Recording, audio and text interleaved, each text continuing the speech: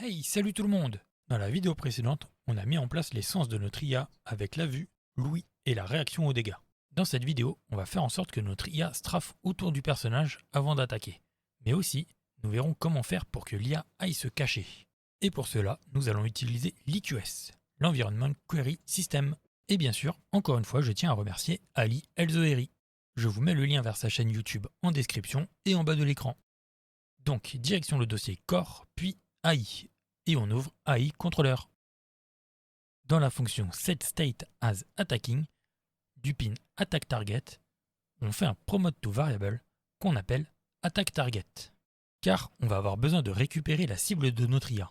On branche notre variable à la fin de la fonction et on range un peu.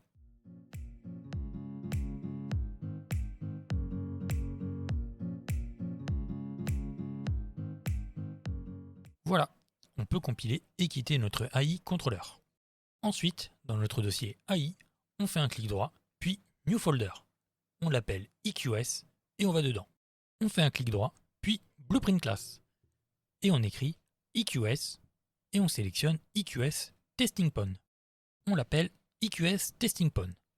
On fait un autre clic droit, puis Blueprint Class. On écrit Context et on sélectionne Env Query Context, Blueprint Base. On l'appelle EQS Context Attack Target et on l'ouvre.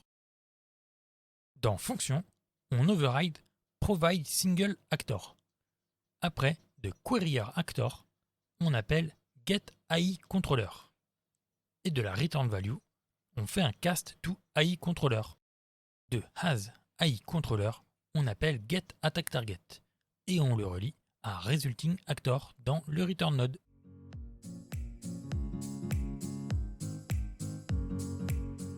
Avant de compiler et quitter notre EQS context, afin de faire des tests, au-dessus, on appelle printString.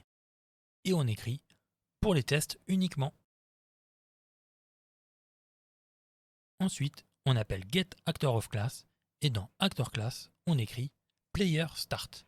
Puis, on appelle un return node et on connecte la return value dans resultingActor. On sélectionne nos trois nodes et on appuie sur C pour commenter. Et on écrit pour les tests uniquement. Pour l'instant, on branche donc la fonction dans le printString. On peut compiler et on met de côté notre EQS context.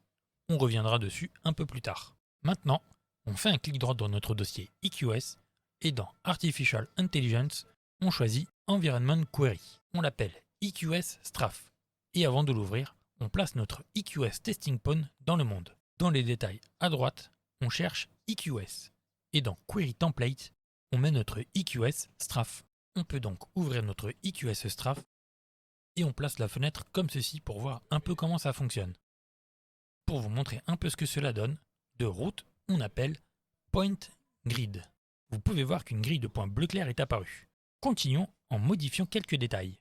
Dans Grid Half Size, on met 1000, ce qui nous donne bien plus de points. Et dans Space Between, on met 200, pour avoir plus d'espace entre chaque point, et donc moins de points. Notez que plus vous avez de points, plus l'opération est coûteuse pour le processeur. Veuillez donc à l'utiliser à bon escient. Cependant, si vous faites cette requête une seule fois toutes les quelques secondes, cela ne pose aucun problème. En revanche, si vous exécutez la même requête à chaque tick ou à un intervalle très court, alors vous ne voudrez vraiment pas avoir beaucoup de points ici. Alors pour l'instant, ces points ne veulent rien dire sans quelques tests. Ces points représentent tous les emplacements possibles que l'ennemi peut atteindre. Regardez, par exemple, si je vais dans ce bloc, l'ennemi ne peut pas aller à l'intérieur de ce bloc. Vous pouvez donc filtrer les choses que l'ennemi ne peut pas atteindre. Donc on fait un clic droit ici, et dans Add Test, on choisit Pathfinding. Et par défaut, si on ne change rien dans les détails ici, le Pathfinding va écarter tout ce qui est inaccessible. Donc si on retourne dans le bloc ici, les points sont bleus et ont un score de 0. Ce qui veut dire que l'EQS ne choisira jamais ces points-là. Et tout ce qui est à l'extérieur est vert avec un score de 1. Lorsqu'on exécute l'environnement query, nous pouvons récupérer l'élément avec le score le plus élevé et c'est l'élément auquel on veut aller. Ajoutons un autre test. Donc clic droit et dans Add Test, on sélectionne Distance. On peut donc dire qu'on ne veut que des points proches de nous. Dans les détails, ici dans Filter, on peut définir une portée minimum et maximum. Dans Float Value Max, mettons 500. Et regardez, plus ils sont proches de 500, plus le score sera élevé. Maintenant, dans Float Value Min, mettons 300. Voilà, c'est comme ça que fonctionne l'EQS. Il suffit d'ajouter des tests et il renverra un emplacement. Ensuite, on pourra dire à l'IA de se déplacer à cet endroit. On peut donc supprimer tout ça, c'était juste pour vous montrer comment ça fonctionne. Attaquons-nous donc au strafe qui consiste à se déplacer en cercle autour d'une cible. Donc ce coup-ci, on appelle Point Circle. Bon, là, le cercle est clairement trop loin. Donc dans Circle Radius, on met 350. Voilà qui est déjà mieux. Mais nous avons trop de points. Donc dans Point of Circle Spacing Method, on change et on met By Number of Points.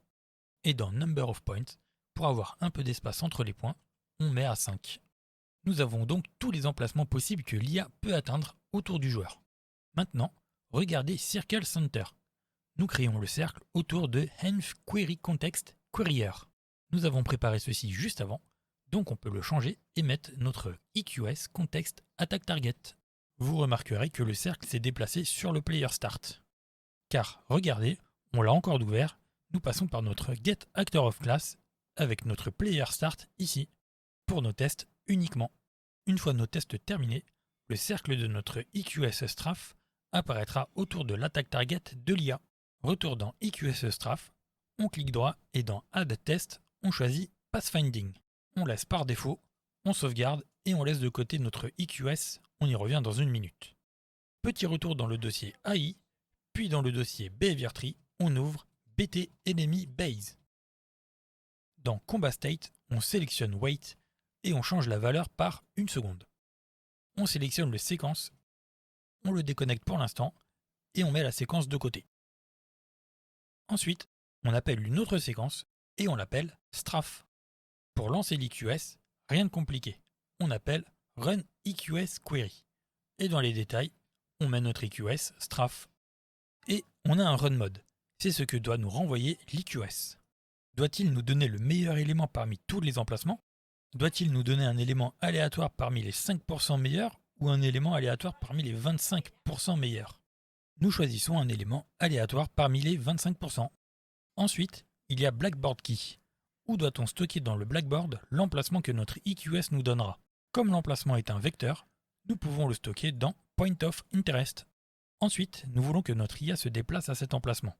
Donc, on appelle MoveTo et dans Blackboard Key, on met Point of Interest. Avant d'exécuter la requête, nous voulons bien sûr modifier la vitesse de déplacement de l'IA avec Set Movement Speed en Walking. Et aussi, nous voulons que l'IA focus sa cible. Donc, on appelle Focus Target. Et dans Attack Target Key, on met Attack Target. Et à la fin de la séquence, pour que notre IA ne reparte pas trop vite, on met un Wait avec 0.3 secondes en Wait Time et dans Random Deviation, on met 0.2 secondes. On peut sauvegarder et on laisse de côté notre Behavior Tree. On a encore des choses à faire dedans. Direction notre EQS Context Attack Target, juste là, et on branche l'exécution dans le cast. Ensuite, dans le viewport, on retourne l'ennemi pour qu'il nous voit directement et on éloigne notre EQS Testing Pawn car il pourrait être pris pour cible par l'IA. On peut cliquer sur Play. L'ennemi me voit et commence à strafe autour de moi. On appuie sur apostrophe ou la touche 4, mais pas du pavé numérique, puis sur la touche 3 du pavé numérique. Et on peut voir comment l'EQS se comporte. Vous pouvez voir les points que l'ennemi choisit, mais on peut aussi remarquer que l'ennemi peut choisir un point que nous ne voulons pas. Par exemple, l'ennemi choisit maintenant ce point-là, ce qui signifie qu'il se déplace en diagonale à travers le cercle. On ne veut pas qu'il fasse ça. On veut qu'il se déplace toujours en cercle et qu'il ne le traverse pas. On va donc ajouter d'autres tests à notre EQS. On appuie sur Échappe et dans EQS Context Attack Target, on remet l'exécution sur le print string. Puis, on retourne dans le viewport et on sélectionne notre EQS Testing Pawn. On peut le rapprocher un petit peu. Si on regarde les points, on voit qu'ils ont tous un score de 1, ce qui signifie qu'ils sont tous aussi bons les uns que les autres. Ce n'est pas ce qu'on veut. On veut que si l'ennemi est ici, que les deux points, celui à gauche et celui à droite, aient un score plus élevé. Et donc l'ennemi se déplacera toujours vers un de ces deux points. Pour faire cela, dans notre EQS Strafe, on fait un clic droit et dans Add Test, on choisit Distance. Nous conservons le filtre et le score car nous voulons exclure les éléments qui se trouvent en dehors d'une certaine distance minimum et maximum. Ensuite, dans float value max, on met 500. Comme ça, cela évite qu'un point trop éloigné soit choisi. Par contre, vous pouvez voir que le point le plus proche a aussi un score. Et nous ne voulons pas que l'ennemi fasse du surplace. Donc dans float value min, on met 150. Et voilà, donc si l'ennemi est ici, les deux points valides sont celui-ci et celui-là. Et si vous vous souvenez, le run mode qu'on utilise est single random item from best 25%. Donc ces deux-là seront choisis au hasard parce qu'ils sont dans les 25%. Alors maintenant, on retourne dans EQS Context Attack Target et on met l'exécution sur le cast. Ensuite, on éloigne le testing pawn et on appuie sur play. On appuie sur apostrophe, puis sur la touche 3 du pavé numérique. Et là, on peut voir que notre ennemi tourne bien autour de nous. Désormais, nous voulons que notre IA nous attaque, puis strafe. Donc, on appuie sur échappe et on va dans notre BT Enemy Base. Alors, avant de faire en sorte que l'IA nous attaque de nouveau, on va juste déplacer BTD isEquip Waypoint de BTT Equip Waypoint dans le séquence comme ceci, car c'est toujours mieux d'avoir la condition sur le séquence lui-même. Ensuite, on relie attaque au combat state. Petit souci si on laisse tel quel, l'ennemi va attaquer et il n'ira jamais strafe parce que rien ne fait échouer la séquence d'attaque. Pour la faire échouer, on ajoute un temps de recharge. Donc, clic droit et dans Add Decorrector, on choisit Cooldown et mettons un temps de recharge de 10 secondes. Du coup, l'ennemi ne peut attaquer qu'une fois toutes les 10 secondes. Et s'il n'attaque pas, il va strafe. Dernier petit truc, dans Observer Abords, on met Lower Priority pour qu'il abandonne le strafe quand c'est le moment d'attaquer. On peut sauvegarder et dans le viewport, on appuie sur Play.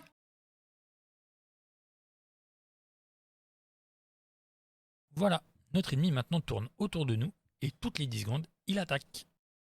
On fait échappe et on retourne dans notre BT Enemy Base. Donc maintenant, il y a une chose que nous devons corriger, donner à l'ennemi la possibilité d'avoir différents rayons d'action pour l'attaque ou la défense. Qu'est-ce que je veux dire par là? Je veux dire que, actuellement, lorsque nous sommes en jeu, si je suis loin de l'ennemi, il va quand même marcher vers moi pour m'atteindre. Une fois qu'il m'atteint, il continue à se déplacer en strafe et lorsqu'il veut attaquer, il court vers moi. Nous avons défini la portée d'attaque à 150 cm et si vous vous rappelez, lorsque l'ennemi se déplace vers sa cible, nous avons fixé un rayon acceptable de 150 cm parce que nous voulons que l'ennemi soit à cette distance avant d'attaquer. Cependant, lors des strafes, nous ne précisons pas réellement à l'ennemi quand il est capable de se déplacer de cette manière. Donc si je suis à l'autre bout de la carte, il continue de se déplacer en strafe très lentement autour de moi.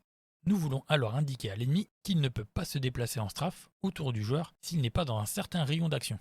De plus, il ne peut attaquer le joueur que s'il se trouve à une certaine distance de celui-ci. Pour cela, nous allons dans le Blackboard ici et on crée deux nouvelles clés. Donc on clique sur New Key et on choisit Float.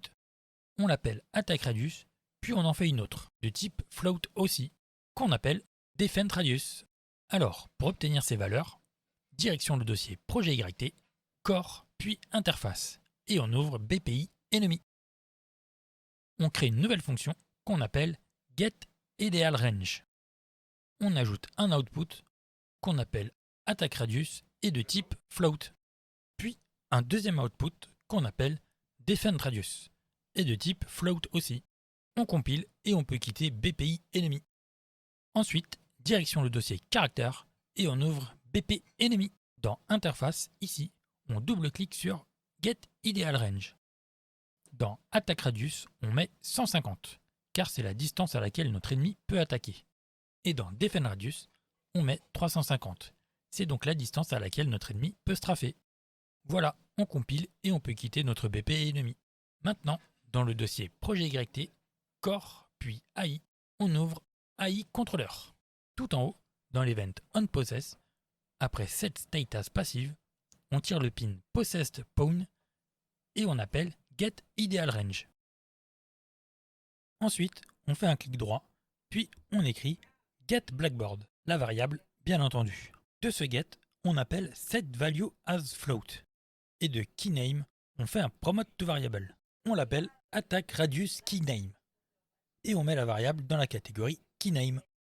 On compile, et en valeur par défaut, on met Attack Radius. On connecte donc le pin Attack Radius de Get Ideal Range dans Float Value. Et on fait la même chose pour Defend Radius. Donc on fait un clic droit et on écrit getBlackboard. La fonction? Bien sûr que non, la variable. De Blackboard, on appelle setValueAsFloat. Et du pin KeyName, on fait un promote2variable qu'on appelle defendRadiusKeyName. On compile et dans la valeur par défaut, on écrit defendRadius. Puis on met la variable dans la catégorie KeyName. Plus qu'à relier le pin defendRadius de getIdealRange dans floatValue. On range un peu pour faire joli.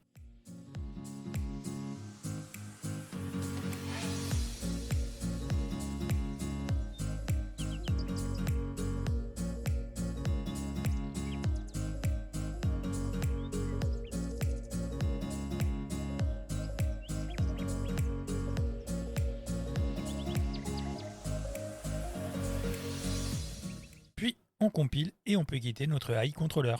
On retourne dans notre BT Enemy Base. Ce que nous voulons faire ici, c'est de dire à l'IA, si tu n'es pas dans le rayon d'action, alors ne strafe pas. Et si tu es dans le rayon d'action, alors ok, tu peux strafe. Et pour cela, on va créer un nouveau décorateur qui vérifie si elle est dans le rayon d'action ou pas. Donc on clique sur New Decorator et on choisit BT Decorator Blueprint Base. On va dans le dossier Decorators et dans Name, on met BTD is within ideal range. Dans Fonction, on override Perform Condition Check AI. Ce que nous voulons, c'est vérifier si nous nous trouvons actuellement dans le rayon d'action qui nous est donné ou non, quel que soit ce rayon idéal, qu'il soit un rayon d'attaque ou de défense. Donc, on crée une nouvelle variable qu'on appelle IdealRange.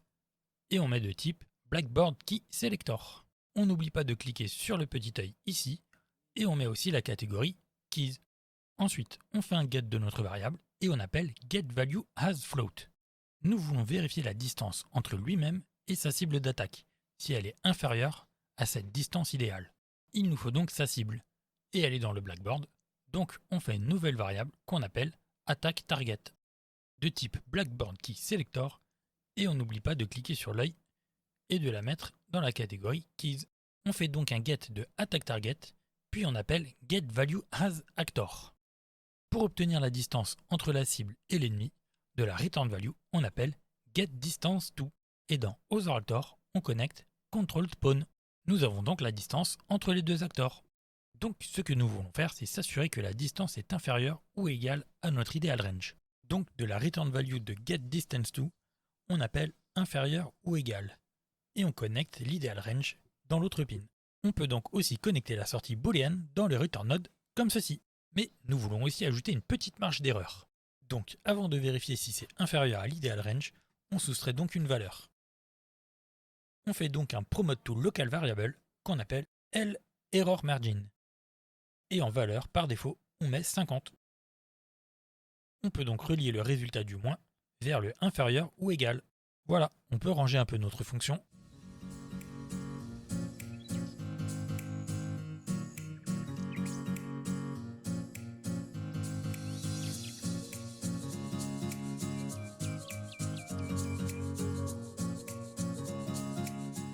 On compile et on peut quitter notre BTD is within ideal range. De retour dans notre behavior tree, avant la séquence strafe, on appelle un selector.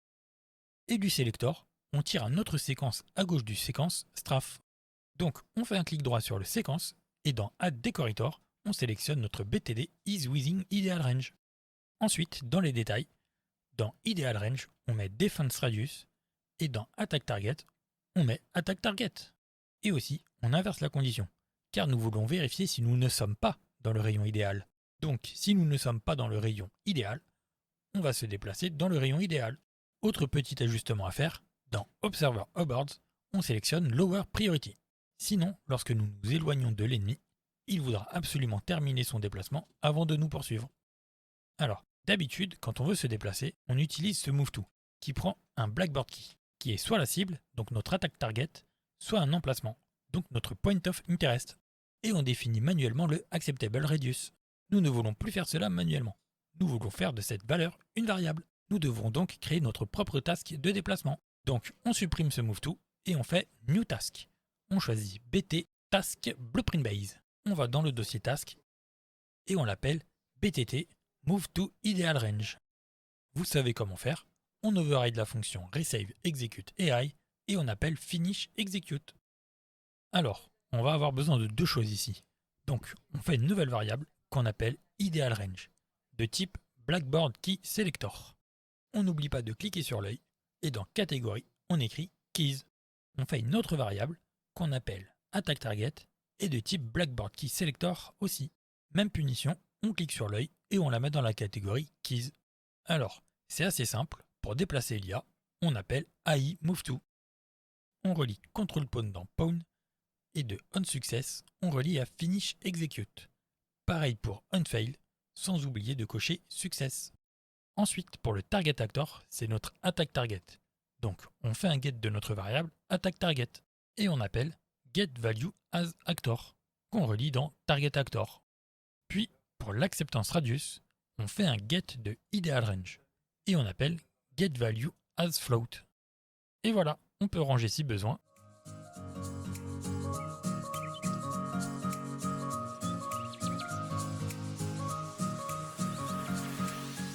Et on compile. On peut quitter notre BTT Move to idealRange et retourner dans notre Behavior Tree. Dans notre séquence, on appelle Move to idealRange. Dans les détails, on définit idealRange sur DefendRadius et AttackTarget sur AttackTarget. Avant de se déplacer vers l'IdealRange, on veut que l'IA y aille en courant. Donc on appelle setMovementSpeed et on définit la vitesse de déplacement sur Run. De plus, avant cela, on veut s'assurer qu'il n'y a pas de focus actif. Donc on appelle clearFocus. Dans notre séquence attaque, on peut supprimer notre MoveTo et le remplacer par MoveTo idealRange, comme ceci. Dans idealRange, on définit AttackRadius et pour AttackTarget, on met AttackTarget. On peut maintenant sauvegarder et tester tout ça. Dans le viewport, on clique sur Play. Donc maintenant, si je m'enfuis, l'ennemi me poursuit directement et reprend le strafe. Et quand il doit attaquer, il attaque. Notre IA est donc plus agressive et répond mieux à nos déplacements. Et voilà pour le strafe. Maintenant, je vais vous montrer une autre chose qu'on peut faire avec l'EQS. On veut faire en sorte que notre ennemi, quand il nous voit, il se cache et après un certain temps, il nous attaque, puis retourne se cacher. Pour un ennemi qui se bat à distance comme un mage ou un archer, ça peut être assez cool. Donc, on prend ce gros bloc et on le duplique pour faire un mur comme ceci. Voilà. Donc on va faire en sorte que l'ennemi se cache derrière ce mur. Ensuite, après quelques secondes, il sort pour nous attaquer. Alors, direction le dossier Core, AI, puis EQS. On fait un clic droit, puis dans Artificial Intelligence, on sélectionne Environment Query. On l'appelle EQS FindCover, et avant de l'ouvrir, on va dans notre EQS Context Attack Target, et on branche l'exécution dans le print string. Ensuite, on sélectionne notre EQS Testing Pawn, et dans Query Template, ici, on sélectionne notre EQS FindCover. Donc, on met notre fenêtre EQS FindCover comme ceci pour voir à quoi cela ressemble.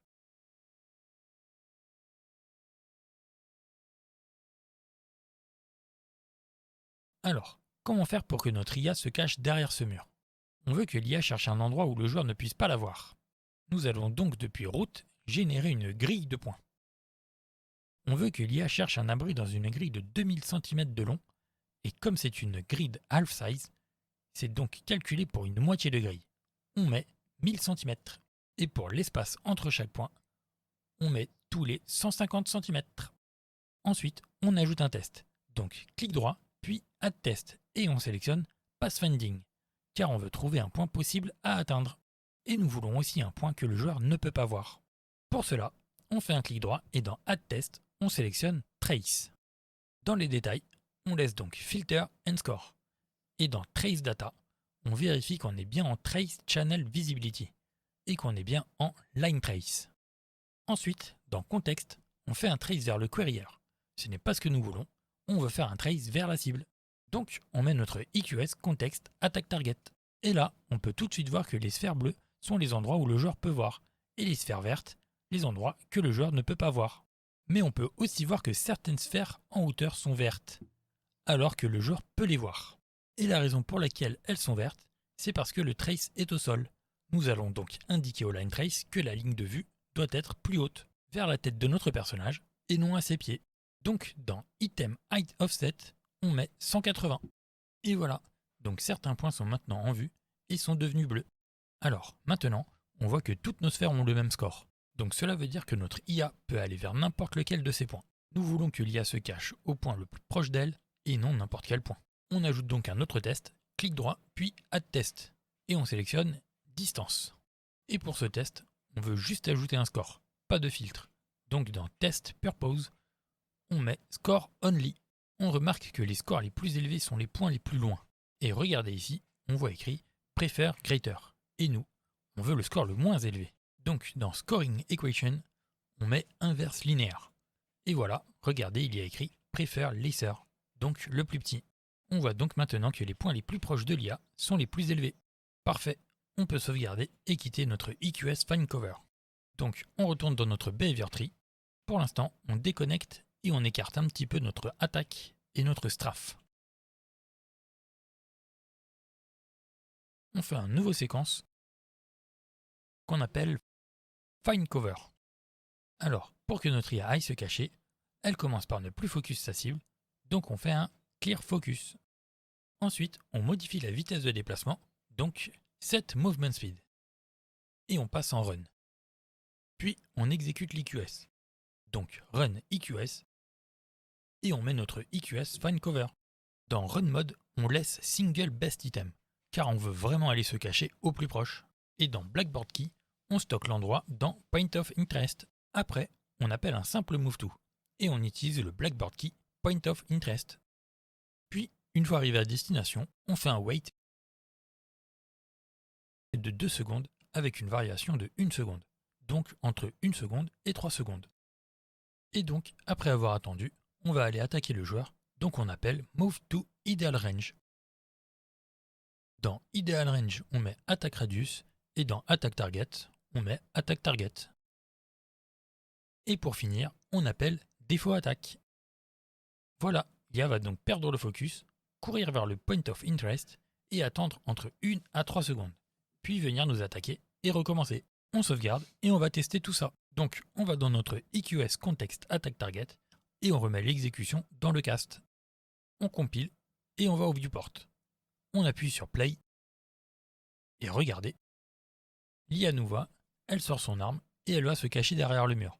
Après quelques secondes, elle revient nous attaquer et retourne se cacher. Et voilà, ce sera tout pour cette vidéo. Dans la prochaine vidéo, on va améliorer un petit peu l'IA et faire en sorte qu'elle bloque nos attaques. J'espère que ça vous aura plu. Si c'est le cas, abonnez-vous et lâchez un like. Si vous avez des questions, n'hésitez pas à les poser en commentaire. Et surtout, amusez-vous en programmant.